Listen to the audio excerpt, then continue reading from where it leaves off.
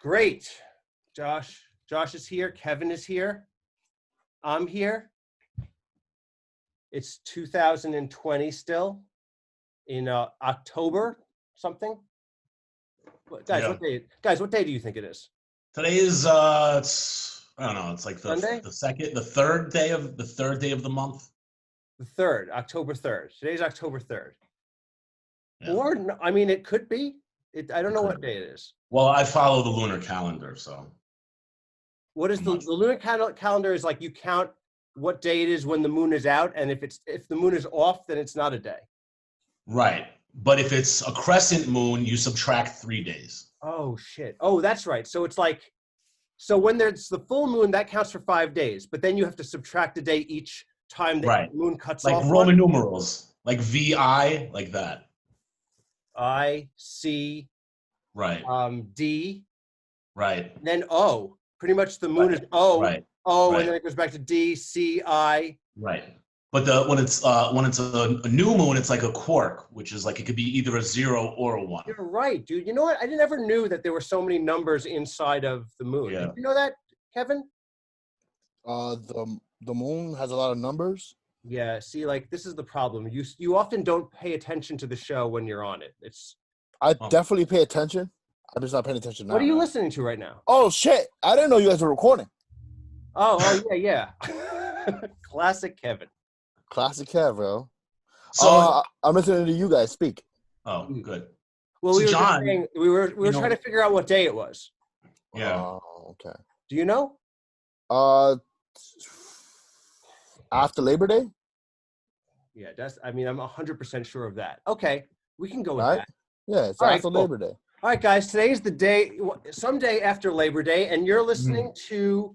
Well, we don't have a name yet because we're still like under the radar, but I think we're going to call it Wikipedia After Dark. But you can also call this podcast The Low End Gigolos if you're listening from there. It's just a transition period in the world, in life. You know, who's to say? A moment ago, we couldn't even figure out what day it was. Yeah. Yes. This shit is not real. Yeah. I just very quickly want to say, I don't know if you saw this in the news, but somebody was looking for you in the city and punched you in the face. Oh, thank you very much. if only the clubs were open and I could tell that joke one last time. It actually is a whole new life.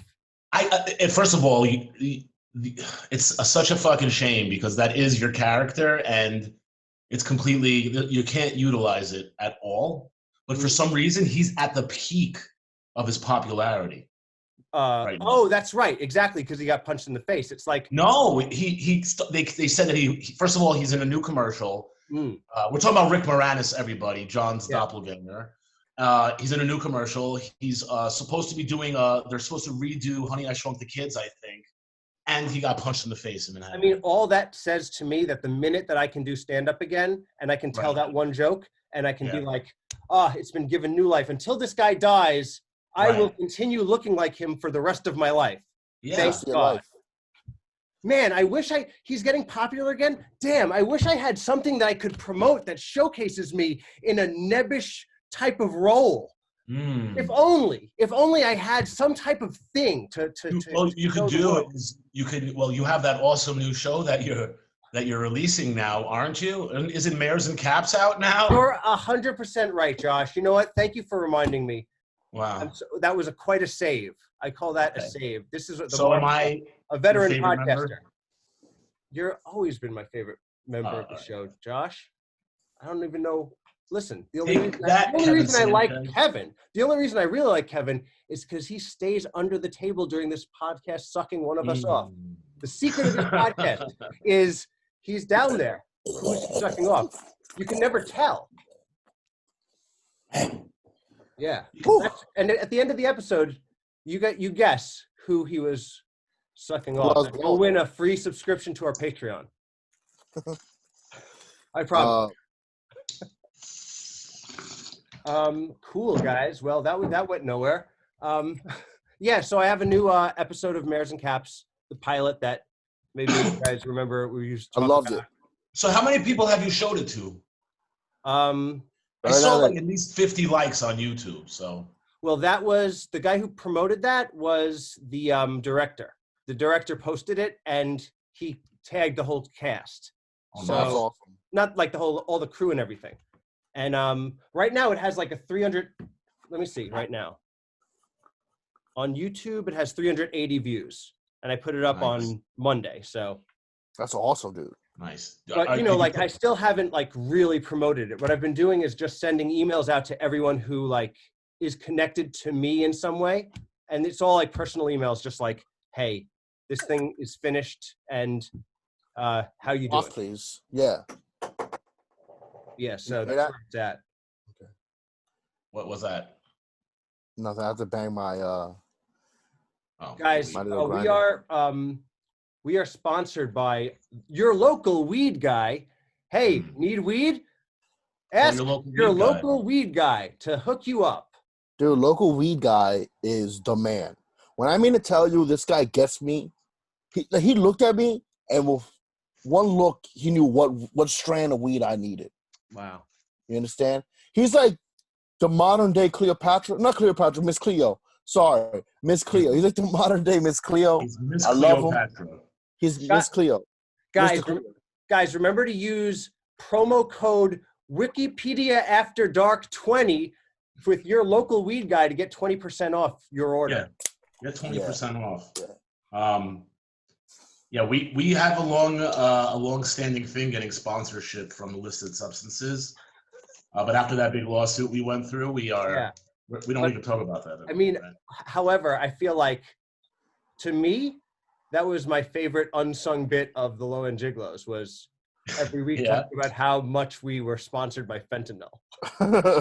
Like it meant so much to me that we were doing those bits. It was like just like when you think of something funny to yourself, and I'm like, and then it becomes real. I'm so proud of ourselves. But also, it's also like a little fucking view of how it used to be when people used to like just promote tobacco products, tell you it was good for you. You know? That's right. And it was it kind of good for you? Did it have something? Did it clear your sore throat? I mean, that don't make sense, but you know what I'm trying to say here. No, right? Really, what you're saying is exactly what they would try to. Oh, that's what they said. Yeah, like it was like a lozenge, like a smoking lozenge. That's how they promoted that shit, dude. It was like that's soda. What menthols are for. Huh? Menthols refer for that. Yeah, and now we just did it with fentanyl. That's what we did. Okay, that's what we did. Kevin, the thing that you're bringing up is funny because, like, when cigarettes were popularly marketed like that, the way they looked was like a soft drink or like McDonald's. It was very much like in the 80s and 90s, like with like Joe Cool or even like, the Marlboro Man. Like it had such a brand and such a like an integrity to the brand, the way that Coca-Cola does. Who was the guy you think it was like, what would be dope? Get a Camel. Put some sunglasses on him. Have him smoke cigarettes. Yeah. Like, who was that guy? That guy had balls in that meeting. That guy's the guy that takes charge. That's the guy who I want running the company.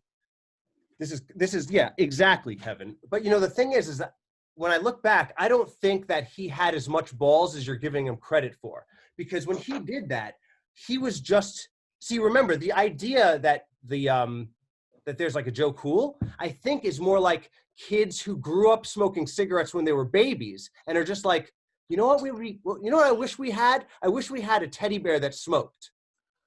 Oh. You guys do know that I picked up my first cigarette when I was about 5 years old. Yeah, get in line. I didn't know that, Josh, but I did know that you were pretty cool.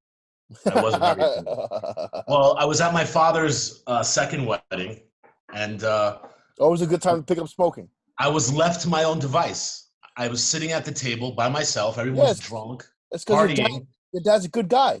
And I'm sitting there, and there's a cigarette in the ashtray, and I'm like, I guess now's as good a time as it's ever going to be. And I picked up a cigarette and started smoking. And let me tell you something. That's great, Josh, but you should tell the story like this. I was 5 years old. I'm at my parents' party, like it's like a strip club. I'm at the bar, and I'm sitting, and this little baby chimpanzee hands me a cigarette. Yeah. What am I gonna do? Not smoke it? I think it should be. I was at my dad's bachelor party. with all the porn stars. And my dad, I was like his best man at his wedding. I had to be there. I had to plan this out.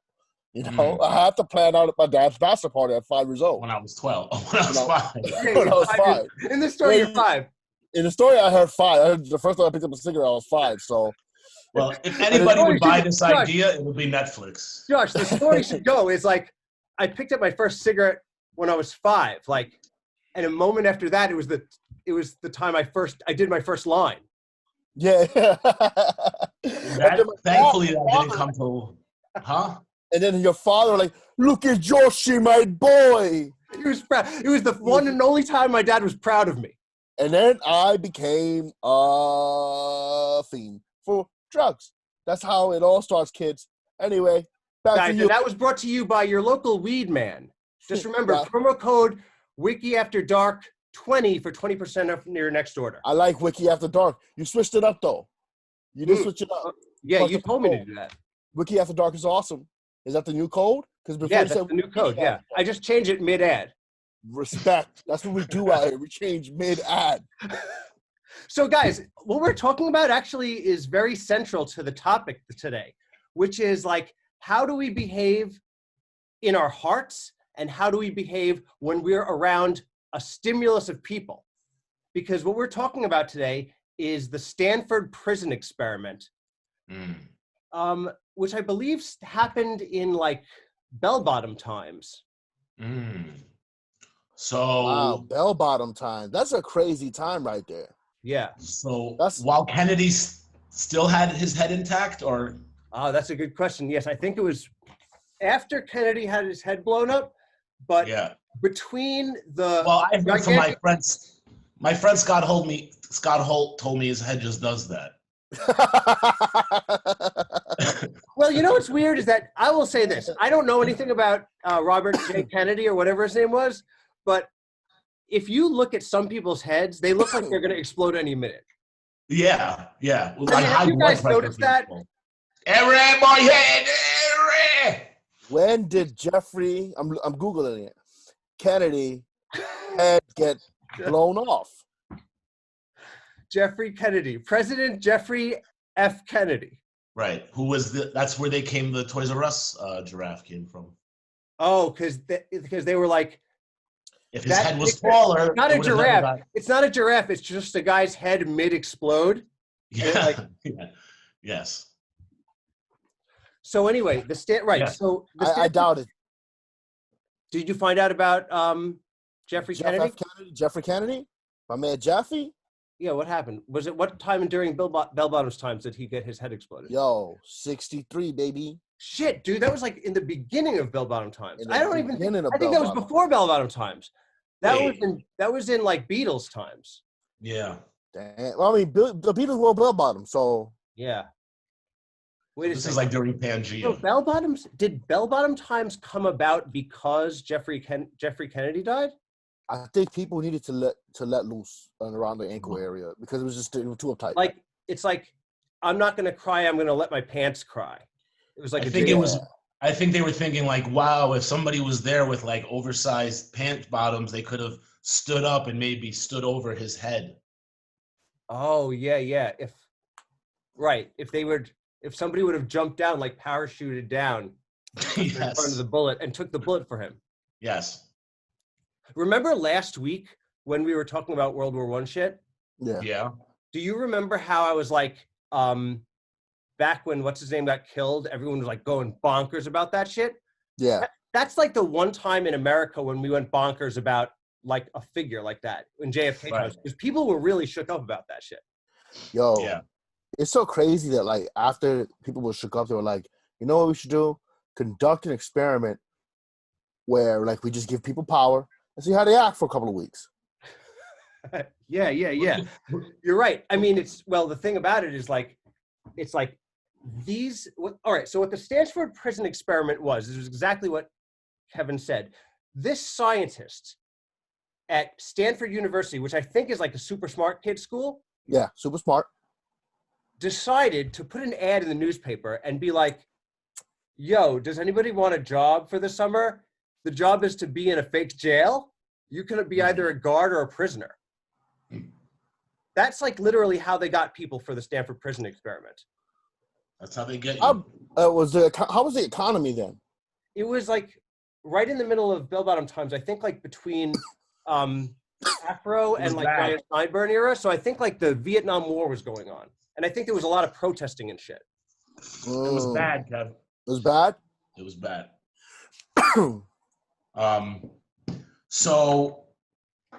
So how much did they offer them? Do you know? Yo, it was like a summer pizza job. Like so, it was like actually not that much like money. $3.50 an hour. Yeah, it was something like legit, like working at McDonald's or something like that. Kevin, are you looking it up how much money it was, or I'm just looking up the Stanford prison experiment and see what year. You know what would be cool though? Okay, so the Stanford prison experience. I said experience. I'm an experiment. No, that would be cool. Oh, that would be fucking cool. Like, well, people pay on Halloween to like go into like haunted old prisons and shit. Yeah, this shit only lasted 7 days. Yeah, that's the crazy thing about it. So they basically got all these kids to sign up for a summer 6 job to be in jail. And like literally immediately after they got to jail, everybody started acting hard like they were either a prisoner or a fucking like Gestapo. Yeah, Gestapo. Like, I mean, it's like, oh, hey, put these glasses on and be an officer. And the people went bonkers. And also, the people who were the prisoners went bonkers too. Right. Well, we have to understand one thing also. These were the children of World War II parents. These kids were beaten all the time. These kids were children to people who had massive PTSD from fucking World War II. Their parents were probably complete psychopaths, so they were psychopaths. Yo, Josh, that is something that I've never thought about in context of this story. Damn. Yeah, I never thought about that. Yeah. I mean, you know, like back in then, they used to beat the shit out of you, man. Not only beat the shit, but like just really take their day out on you.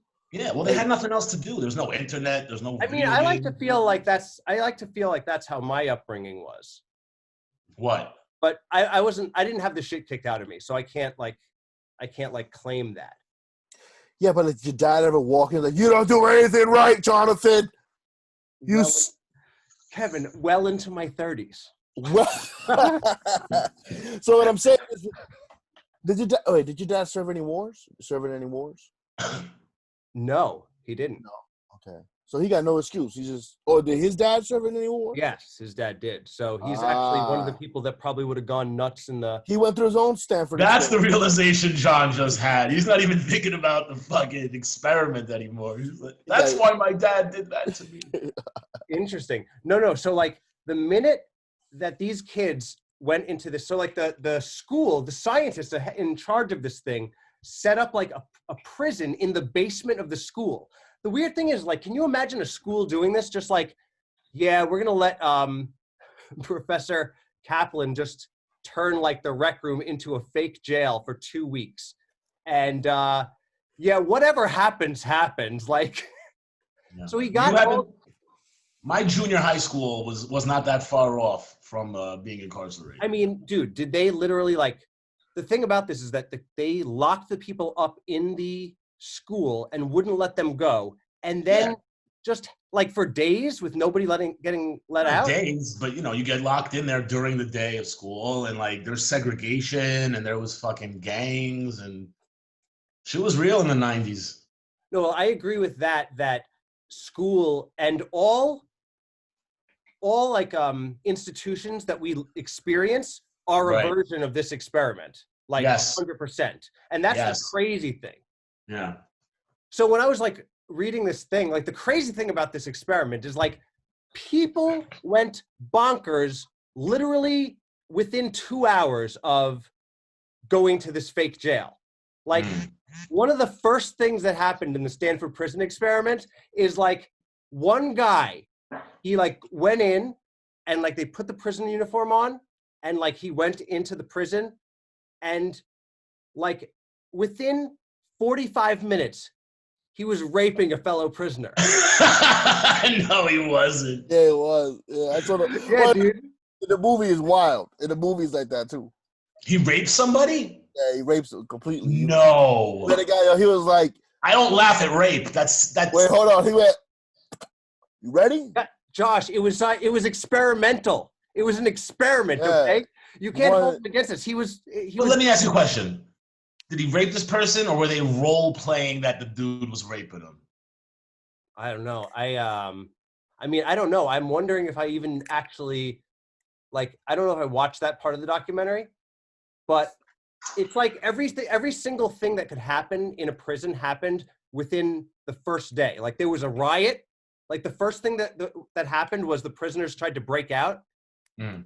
Like that was before the guard people even started taking it seriously. Do they have the people who were conducting this experiments hypothesis on what was supposed to happen or what they expected to happen? Oh, yeah. Because honestly, I think this is what they expected and wanted, and they created the results they wanted. They influenced it to happen that way. This experiment is based on that old experiment from like the 50s that was concerned with the same exact concept, the Stanley Milgram experiment. Do you guys know about that? That's where you zap somebody? Yeah, dude, you know about this shit. Yeah. Yeah. So what happened was they had this experiment where they got like electrodes and they hooked it up to this room and they told a guy that like, you have to read this guy like these simple questions. And if they get it wrong, you have to zap them. And then they wanted to see how many people would actually inflict the punishment because that was their job. And almost everybody did it. Everyone does it, right? Yeah. Come on, man. Evan, yeah. How much would you love have working that experiment? As a prison guard or zapping people? Either one. Which one would you like to do better? It's all part of the Stanford prison experience, this new theme park we're doing. Okay. Honestly, zapping people seems awesome for like 3 or 4 weeks. You can make it a game, right? You can like every time you can like start fucking with them, fuck up the experiment. So you're saying it's like an escape room, but like the people are going through the escape room on one camera, and then you're in the other room, and you have control of the zapper, and you can zap any part of the room. I think what Kevin is saying is he would find it amusing. I don't think Kevin wants to actually zap people. He would find it amusing, convince some other person to think that they're zapping people.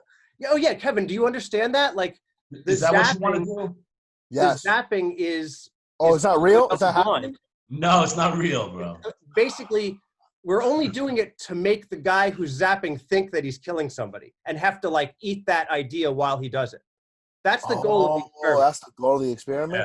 Yeah, it's to see what kind of morals because in the video of this experiment, you see people who are like, no, I'm not going to do it again. And the guy's like, do it.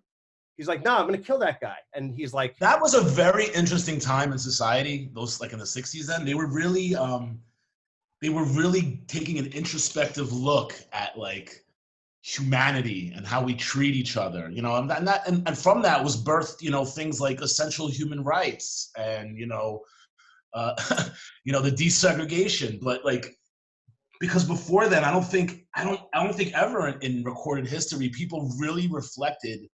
They documented it. They documented all about torture and the methods, but they never like really looked at it introspectively at like how people are able to do these things and the cause of it and why, you know, someone who's a regular human like you or I could torture or hurt or maim or kill somebody else.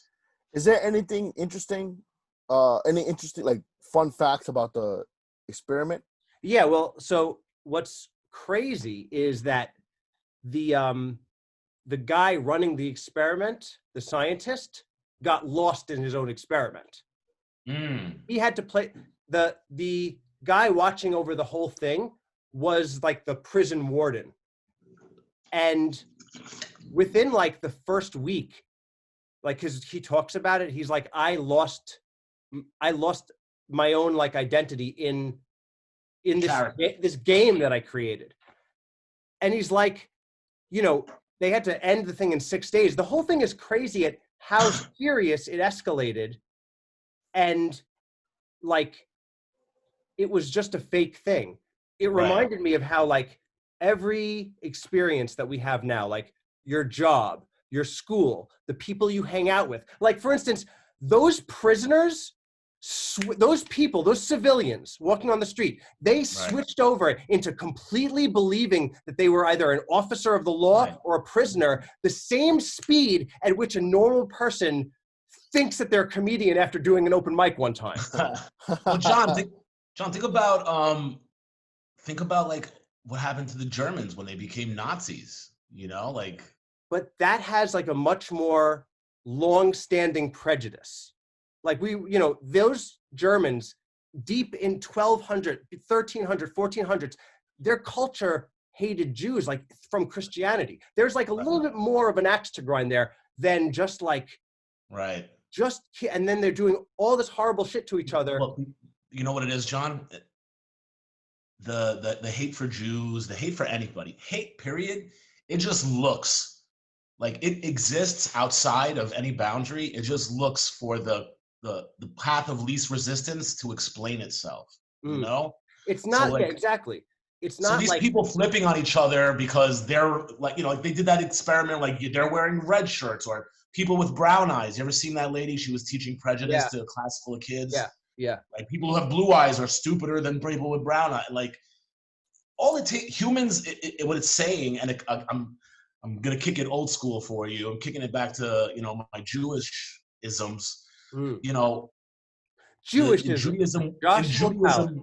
Judaism, we don't believe in evil. We believe in the evil inclination. We believe that, you know, within the confines of the soul, your intelligence has a tendency to lean towards doing the evil thing. And the thing you're supposed to do to live a life well lived is to resist that evil inclination. That's fascinating. That's a fascinating way to look at it. It's your selfish part. It's your what's the philosopher? It's called not your ego. It's your id. Yeah, your id. I think. Id. Yeah, I can get that. I can get down with that. And the closest I've seen this experiment in person is still being done. I was a part of it. Army? The Army. Yeah. And the Army is an interesting place because, like, you get to see people with power who already have power when you get there. You get to see people lose power, and you get to see people gain power they never had before. Right? Now, I was technically, in my opinion, was in the fake infantry. Like, I knew for a fact shit really had to hit the fan for me to ever get deployed. Right? So we were doing all the shit that infantry people do, except fight. Except for actually fight. Yeah. So like we knew that whatever our training was, like we didn't have to opt in for another year. Why were you guys so down on the list? Our job was to be in DC in case things happened in America. Yeah, because they were the bad news bears of the infantry. No. Because we were always the losing team. But then at the end of the season, we actually got to go to war. No, they were the most MVP. They're the ones who are supposed to be here if shit breaks down over here, which is like never, ever, ever going to happen. Thank God. Like we're not, we're the front line of those people. Does that make sense? Like we're sent to die. We're sent to die and get plans, you know, for the real guys. Anyway, so I got to see a lot of people like get power and become total fucking dickheads, right? Like be real shitty. It's like, and it's because their leaders are real shitty, you know? Yeah. It's an interesting way. It's interesting to see how people react when they get power. Well, you know, what is power but like unaccountability? Well, what do you mean? I mean, because you see this in not in a violent way, but in a way to excess in like famous people. Like, you know, famous people who like have a lot of money sort of become assholes. Yeah. And like the power manifests in like, I can act and behave however the fuck I want, and nobody is going to say shit to me because I've succeeded past the point of accountability for being an asshole. Yeah. Those people, anyone who acts like that is a miserable piece of shit. That is the equivalent of a kid like myself who's like looking for their father to tell him to shut the fuck up and to like slap him because they feel like look no further, Josh. Look with because without any without any boundaries, like when you could, you're left to your own device, you feel lost. You feel like you're not grounded in any way. It's not a good feeling. It's not a comforting feeling, I believe. The people who did this experiment, like the people who were like so shitty to the other one. I don't remember all the torture things that they did, but like they did fucked up stuff to each other during they started to torture the prisoners. I forget. Yeah, they would like keep them up at night and play loud music. They wouldn't let them sleep. They would do, the classic like while they were sleeping, they would put their nuts on the guy's head. Well, They would listen. Draw shit on their draw dicks, your arrow mark and in Sharpie. I hate to bring it back up, but I mean, we know the most infamous of our time was fucking Guantanamo Bay when they were dressing them up like fucking Christmas trees. Right, do you think that they were inspired by the Stanford prison experiment? Bro, it's not. Nah, I'm telling you, bro. Something takes over your brain, bro. It takes over. And listen, you know what it is when you feel like you have what movie is that where the guy goes, I have righteous retribution.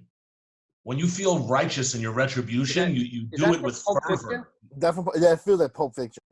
Yeah, I think it's Pulp Fiction. I think it's Samuel L. Jackson. Yeah, I think that's one of his things. But when you feel justified in your malice, you do it to like grotesque levels. That's why real like my religion, my connection to God, like any religion, and most people can find this in any religion. It's all how you perceive things. Real religion is compassion and love and kindness. There's no retribution. There's no punishment. There's no causing of physical pain to other. So in your mind, the people who were in the Stanford prison experiment should have just converted to Judaism. Well, I think the most essential thing, no, because it says in Judaism not everybody should be a Jew. But I do think something that we could all do is we could all become vegan, and we can stop with the violence that we do towards animals, because I believe that once we go vegan as a society and we stop saying it's acceptable to torture and beat and maim animals and wildlife, then that will then lead to us being a lot more compassionate towards humans. And I just want to remind everybody that this podcast is sponsored by Grading Animals, the most environmental comedy show on Instagram. And while I do enjoy eating meat from time to time, after watching David Attenborough's last special, I know that probably vegan is the way to go if we want to continue living on this planet. So, I'm going to die, but I hope the future generations become vegan. Right. And back to the show. You look youthful and young and healthy, John, and you can stay looking young and healthy. To be honest, I'll tell you one thing is that while I will eat meat from time to time, I usually don't cook a lot of meat. Mostly I just eat a single string of spaghetti, a bean, yes, and a couple of thimbles of water. What about plantains? I've seen this. I feel like you're always eating plantains. I am always eating plantains. Plantains are 90% of my diet. But when I say 90%, I mean one plantain a week. So you eat once a day, no? I just try to eat. I try to eat like people, what I would imagine people sneaking cocaine during the day. I'll just do a line here. It's not how it works, John. You'll be eating all day. Oh, okay. So I don't know. That shows that I don't know anything about cocaine. It's good. I know what you meant, though. Yeah. It feels real. Sometimes things don't have to be real, like facts on a show like ours, but if they feel real, it's good enough. Well, everything really is, it's the truth. It's not that, nothing is really factual. Everything comes down to how you feel and how it makes you feel. It's all an illusion, John. Yeah. Well, I was thinking about, so you guys know that I was let go from my job. Yeah. And a lot of the stuff we talked about on the last podcast, a lot of my turmoil with my own life was about how do I escape this job that has sort of become a prison in my mind that is only there because I allow it to hold me there. Right. And it felt like I could never, like, I'm grateful that I was let go because like, I like really wonder if I would be able to do it on my own because I was so like trapped in it. It's crazy, John. I just realized, you know, with the new Mares and Caps thing, was it cathartic because you quit your job in the pilot? Oh, I'm sorry, teaser. I'm sorry if you haven't seen it yet. Guys, if you haven't, it's like 3 minutes. But was that what? First of all, when did you shoot that? Was this before you lost your job? It was all, of Way course. before. We shot it. Yeah, so that's crazy, don't you? Yes. Isn't that a little yeah, that is kind of crazy actually.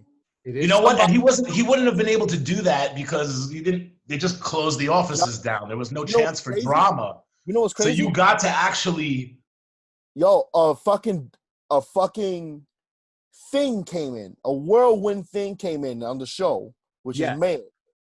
If you look at it like the whirlwind thing is COVID, it's like a fucking look into the future. You were looking into the future already, buddy. Holy shit. That is a great way. That is a great way of looking at it because her character is such a pandemic level chaos. Like, yes. Yeah. I remember telling you about the initial bit of the first joke of it. I told you it on the podcast or before the podcast, you know, like a year ago, like about that. It's like parents sitting down, they just lost their kid. And I remember you being like, oh my God, you know, I feel like for me, I'm like, I'm glad that the show starts with that kind of joke. And it's like, that's the kind of jokes we're going to tell here. The lowest common denominator. Yes. The fucking, how did you just say that? You fucking yes, asshole. Josh. The lowest common denominator jokes. Well, you know what? I will remember that. It's noted. No, you just noted in the scribe of the show. Noted. Josh, listen. On October of some date, we're not sure. Listen, what I meant. I'm very high. I'm with Rick and Morty. Okay, it's not my fault. What I meant was like you let them know like there's not going to be any holds barred. Cool. I'm glad you feel that way. Yeah, because I mean, you know, one of the things about like especially the improv crowd versus the stand-up crowd versus like whatever you want to call the comedy crowd, like we have all had to sort of like our work speaks for what we're about. Yeah. You know? And like it's like people can talk a talk or whatever about like, oh, I'm so PC or whatever, this and that. But like their stuff that they make, like, does it have balls? Like, is it going to be like toe the line or like, is it going to be who they are? Which humans are messy creatures that have insane thoughts. You know what I mean? Same way, like, I wrote a murder movie. Does that mean I'm a murderer? Like, I unfortunately, I think the people who you're describing, the PC people, they're not going to be making stuff like you're making. They would never do that. They'll attack things that they're like allowed to, that are in vogue for like that are acceptable. Yeah, well, that's what you're saying right now is another example of the Stanford prison experiment at work, because what we feel like we're allowed to say is dictated by the people we hang out with. Right. Like the whole internet, like right now, it's like I decide to hang out with all these liberal people, so I think like this, change liberal people to like another thing, and you have another like culture that you're allowed to like live within the lines of, like, but you can't cross the lines, otherwise you get excommunicated from both things. In fact, like I think that like the way I feel in life, where, you know, I come from like a mixed background and I don't necessarily, I've always felt like outside of things. Right. That's like the way that like I feel like in a way I live outside of the Stanford prison experiment of the world, because like I'm not locked into like Judaism, or I'm not locked into like one thing, you know? Why'd you say it like this? Judaism. Hey, your heart. Hey, listen, heart. I did have to remove shrapnel from my dick, so I'm still pissed. Oh, I have a funny picture to send you guys after. It's very funny. Yeah, listen, the reason I said that is because I feel the same way, and I don't think that my Judaism defines me as somebody trapped by it or forced to live in those confines. And it isn't, because obviously I'm not your, you know, typical, you know, semi-religious Jew. You know, no, what I was saying when you said trapped in it, I really thought about like the Orthodox community, who is literally trapped in it because they sort of like have an insular world, like any other group of people have like an insular thing where like you can't like leave it too much. Like, I mean, even what's her name talks about it, like with Albanian, like it's like, you know, you have these imposing figures and like they sort of like the mother character, she like keeps her in line of like what's right or wrong. Yeah, here's a little old school flashback, Low and Gigolo moment for you. I went on a couple dates with this really, you know, lovely Jewish girl. And she was like this hippie Jewish girl. We were hanging out in Long Island City, and our first date was so good that we were like, oh, let's meet again in, you know, a couple days. And I went out with her again on Saturday, and we were having like a nice date. And we were drinking like outside, and I was like, I had to take a leak, and I was like, can I come into your basement to use the bathroom? And she was like, no, there's no bathroom down there. She's like, oh, you can come upstairs, but you got to close your eyes. Like, you can come to my apartment and like use the bathroom, but you got to close your eyes. And she was acting so nervous about it, John. And like we were getting along really well. She had my jacket on her. We were making out, and I was like, listen, it's like, it's not such a big deal. I was like, you go upstairs, and I was like, I'll take a leak down the block. It's no problem. She's like, really? And I was like, yeah. And I couldn't fucking understand why this happened. You know, I was like, why was she so freaked out?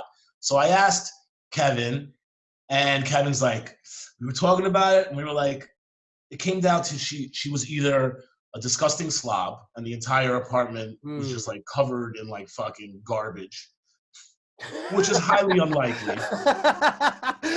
She's like, Josh, I can't really have you come upstairs. Like, you just gotta close your eyes, but like, I kind of shit all over my floor.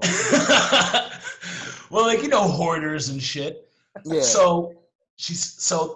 But then I was like, I know the building that she lives in because I rent apartments. I used to rent apartments in that area.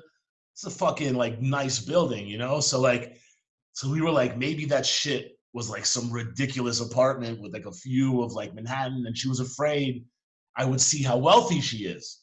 And that became like the definitive answer for at least another day. Yes, for about a day. Okay. But then it came to me, John. Then it came to me that I had mentioned to her that I had a small stint in Buddhism where I was, you know, sucked into a Buddhist cult, and I had some Buddhist religious items in my house. And after my life had gone through a whirlwind where I split with my ex and my cat, grandmother, father, and friend died, I had decided that God was angry. That's right. If you're listening at home, Josh did have a cat grandmother. And I thought God was very upset with me, and I took those Buddhist religious vestiges and symbols, and I destroyed them in an Abrahamic moment, in a drunken Abrahamic moment. Wait, you told her this? Yes. Why did you? Yeah. You tell her that? How early into the relation did you tell her that? Yeah. Hey, Josh. Can I take a guess? Can I take a guess? Please go ahead. Okay. So they went on 2 dates. He definitely mentioned this on the first within 40 minutes. Yo, Josh, what did you, Mr. Cool? You're like, hey, baby, I'm gonna need to take a piss over at your house. No. But so don't hope you don't have any religious paraphernalia around here. So I'm liable to you know what? That shit into pieces. You just gave me the epiphany, and now that ties it all together. Now it makes even more sense, and we're all going to come to this knowledge together. So I did not mention the destruction of the cult items, of the Buddhist cult items, in a drunken, sad rage. But I had mentioned that I had been sucked into a Buddhist cult for some time. And that knowledge that night, and I had forgotten this, was really interesting to her. She was like, which one? What's its name? And like Googled it and was really into it. Yes. I remember you telling us about this a little bit. Yeah, but I didn't add this together. So then on date 2. That was date 1. Date 1 was when I told her I got early in this episode that we really don't know the difference between the numbers. Date one, she finds out that I had spent some time in a Buddhist cult, a very short amount of time. And day 2 was when I revealed the knowledge that I had had a horrible stint in my life, and in apology and in anger and in rage, I took my Buddhist stuff and I destroyed it with my hands.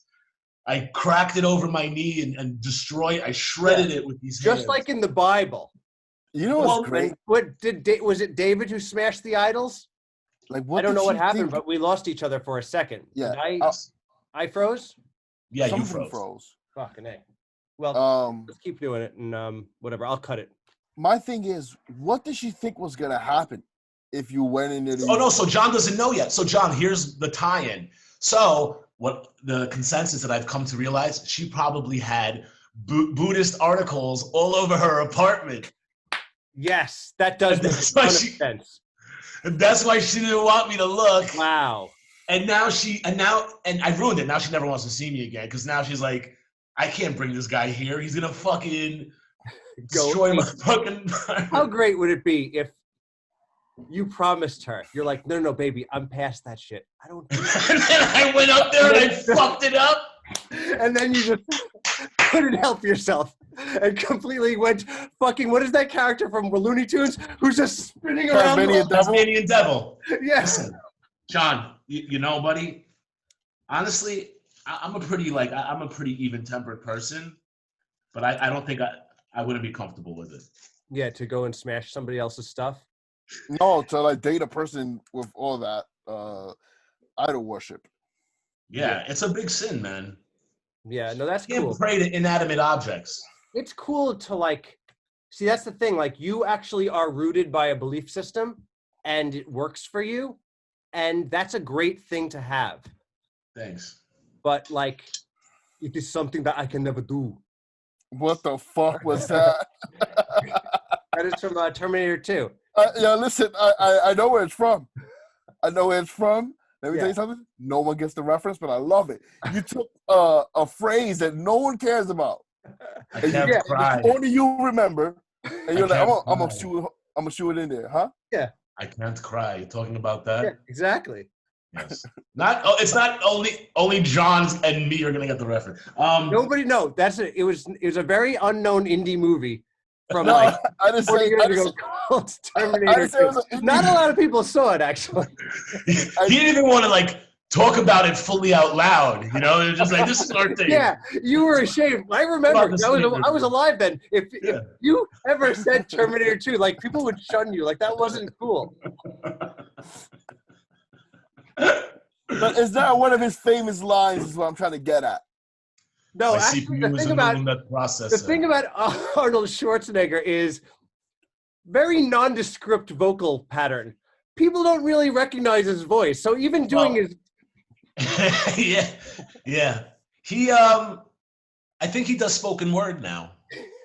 I think he does commercials for Priceline. Remember all that comedy was? For a long time, all comedy actually was Arnold Schwarzenegger.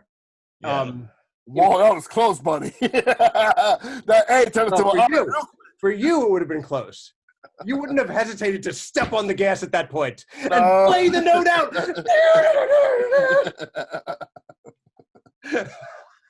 You would have seen it coming on the roller coaster, and then just fucking rocked. Rock into that. Yeah. So, were they ever any lawsuits because of this thing? Oh yes. Yeah, they sued. Did the guy who got raped get sue? Nah, dude. I think what happened is after he got out of after they all got out of the prison, like all the prisoners, yeah, and the guys, the officers were just like, my bad. So, what day was it when Johnny Cash did that concert there? At the Stanford prison. What? The Stanford prison concert. Yeah, right? Isn't that famous? Stanford Prison Blues, right? Stanford Prison Blues, exactly. Yeah. That would have been, I think Jimi Hendrix played there. It was a whole festival. It was to free the Stanford Prison 5. Yeah, they did it on the 5th day, I heard. Yeah. Yo, how awesome would that be? See, what I think is that the experiment should have gone on longer, so they could have got to have all those other cool shit that happened in prison. They Never had have a the food fight. experiment. It's going on still. It's called China. Yeah, I mean, the truth is that it happened in like Stanford, California. I call the college where it is from, but I think like those kids didn't even go that hard. They could have gone way harder in the prison. Like, it wasn't as bad in the prison as like real See, I prison. said one thing about China, and now you hear the sirens coming? You're right, dude. Well, that's what living in America is like. No, man, China's great. Terrific. Yeah. Yeah, but did people go to jail for that? I don't think so. I don't think anybody, the guy who, the scientist was like, sorry, my bad.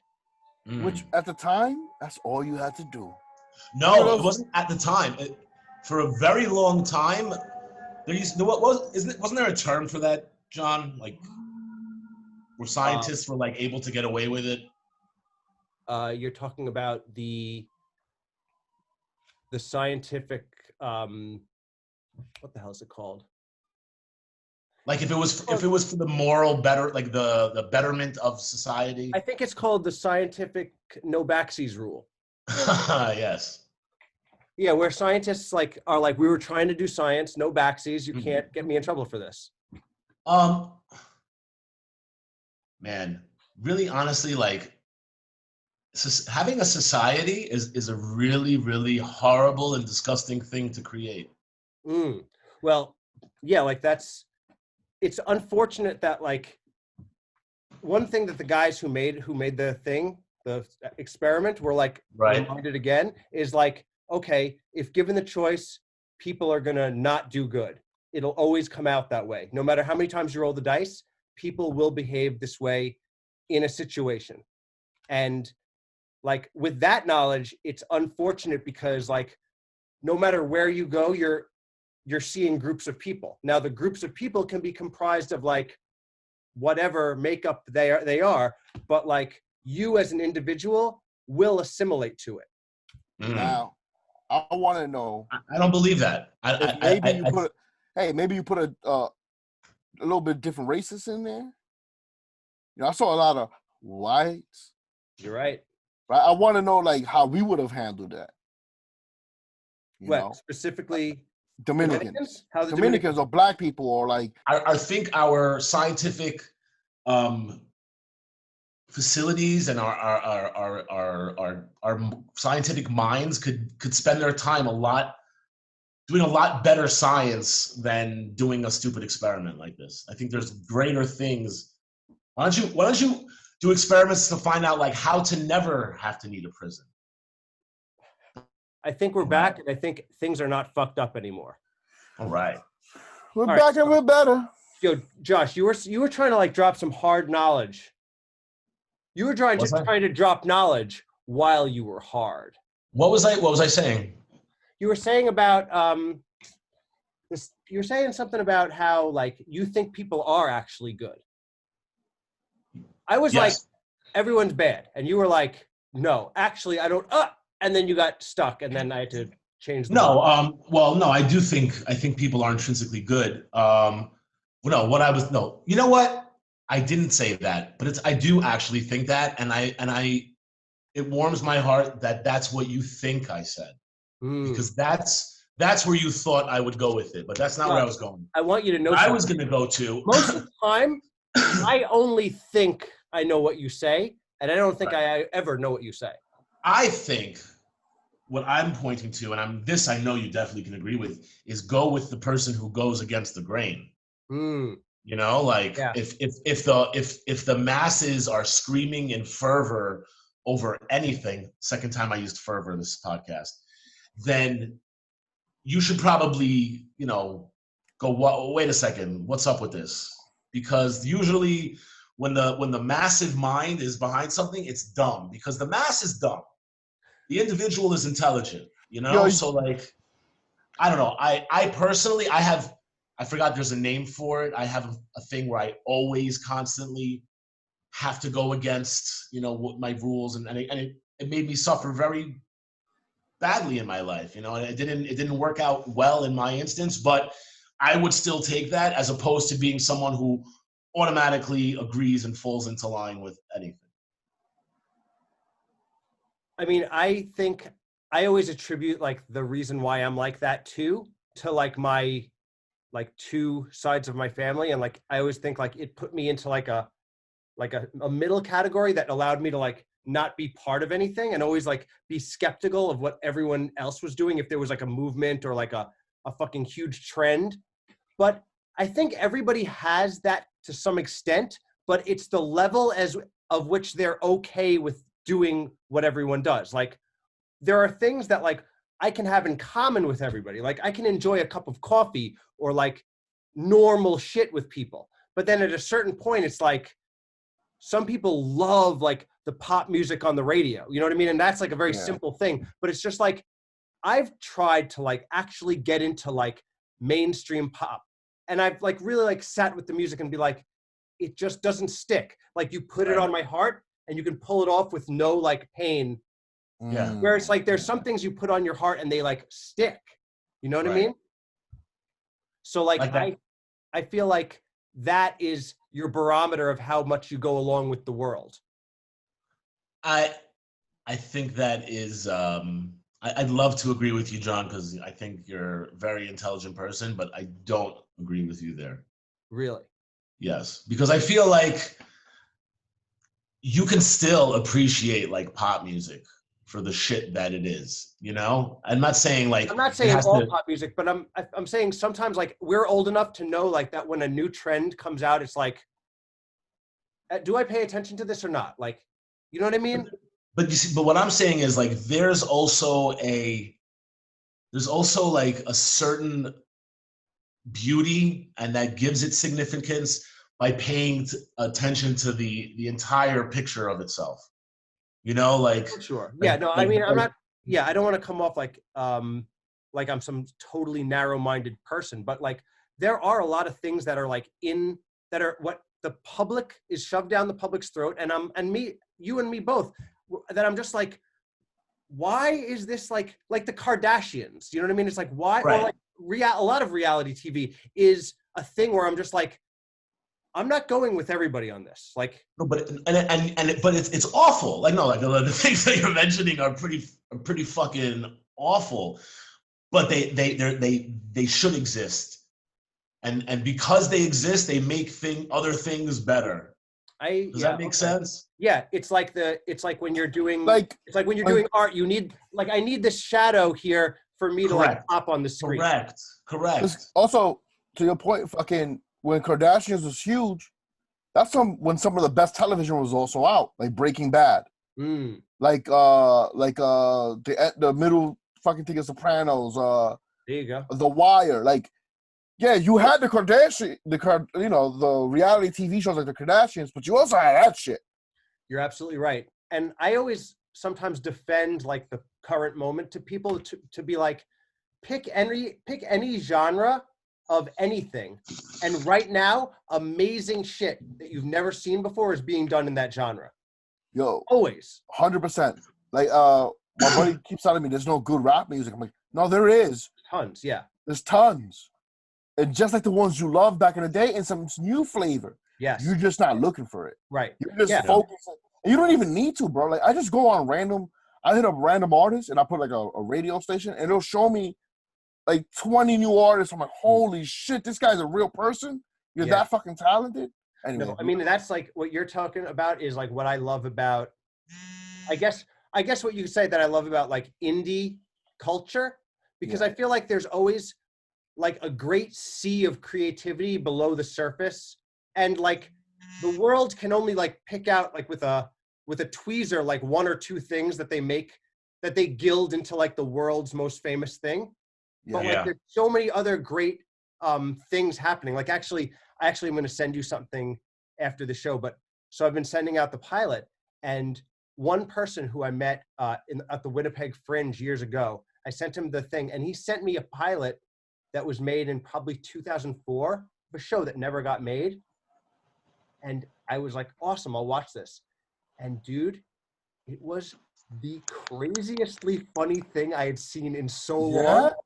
I was losing my mind loving this thing. And literally, this thing is from 2004, so it's old. Like, it's in SD. It's different. You know, it's not like modern shit. It has a different flavor even. Yeah. You know, like it has the... So what? But, dude, it was, like, cathartically hilarious. And I was like, where are these people now? Like, I hope one of them... I hope something happened for one of them. This is too good that the world just fucking shoved it into the furnace, you know? Right. That's crazy. Can you fucking... And did you look it up? Can you send that to us? I will. I'm going to email it to you right now. But wait, but did you see that, or did you see that they both failed and you very quickly thought about killing yourself? No. Listen, this is the chance we all take. I mean, Kurt Cobain shot himself in the face. And he was at his peak. Because, you know, listen, it's like Miley Cyrus sings. It's the climb. And do you think Kurt Cobain shot himself in the face because he had too much power, like in the Stanford prison experiment? He was too famous to be monitored, so that like his friends would actually be like, "Yo, dude, what the fuck are you doing?" Or like he was famous, he lived in a big mansion, like yeah. Because how do you tell a guy who has tons of money more money than he knows what to do with, one of the freakiest, sexiest girls out there, that hey, you're living your life wrong? How do you tell that guy that, hey man, maybe you should stop doing heroin? Yeah. Plus, I mean, he has like access to heroin all the time, and nobody is like. Nobody's monitoring him. Nobody's like he's beyond accountability. Yeah, I thought his head just does that. Guys, we are the Low End Gigolos. That is great, dude. Yo, shout out to the best comic in Jersey, Scott Holt. Oh my goodness. Wait, did you guys just use a Scott Holt bit? Yeah, you uncreative losers. You guys. I'm glad I'm not finishing the episode. I didn't press stop. It's not a Scott Holt bit. I literally used his punchline for me to call back. Yeah, he did. That was a great bit, though. Yes, it was great. Actually, it's yours now. Yeah. Your bit now. Listen, as long as you give credit, you can still use Guy's bit. Listen, you know, I beat him in a contest, and so basically, I own everything that belongs to him.